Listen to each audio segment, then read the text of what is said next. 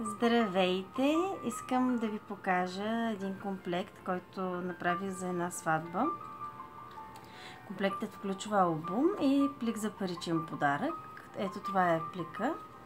Вътре се слагат парички. Тук има джобче. Украсени с цветя хартиени и с перлички, също както и с този надпис. А това е самият албум. Мими и Боби. Това са младоженците. Ето тук също съм сложила един елемент от бирен картон. Тук има две птиченца, символ на любовта, на щастието в брака. Знаете, много често младоженци пускат гълъби след церемонията. Самият албум. На гърба на предната корица съм сложила едно стихотворение на Мира Дойчинова. И точно в този ден и точно в този час изчезва думичката мен и идва думичката нас. И гледай, чудо, пеперуди промъкват се така стомашно. За първи път сме се събудили и не е страшно.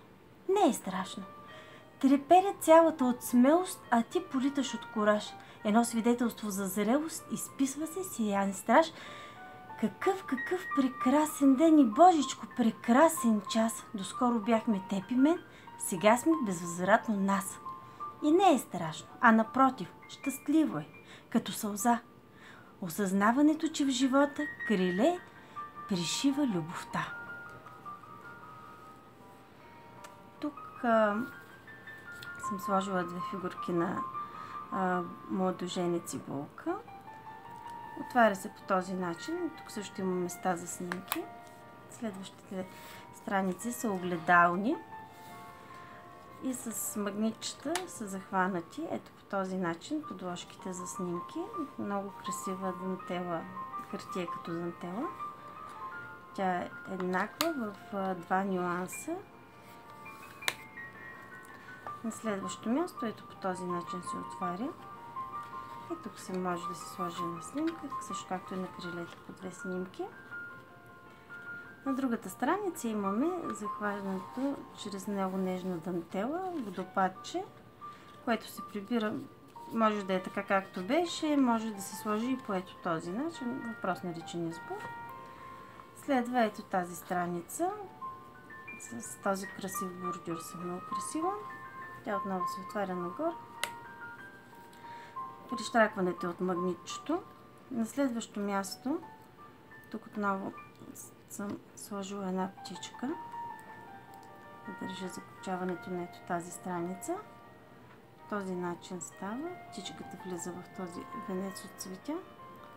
Много са красиви.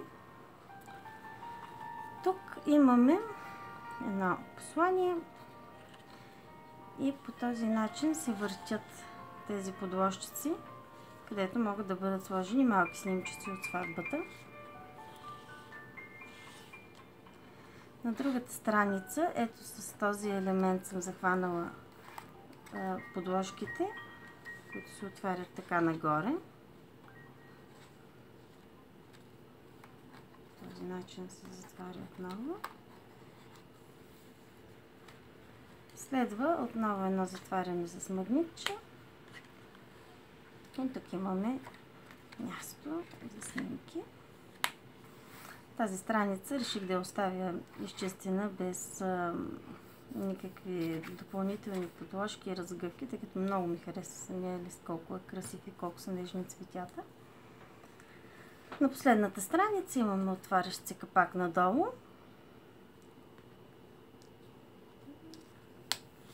И тук на гърба на предната корица в този джоб съм сложила място, където да бъде написано посланието към младоженците.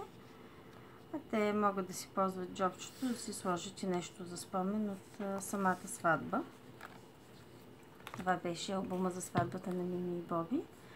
Надявам се, че ви е харесал.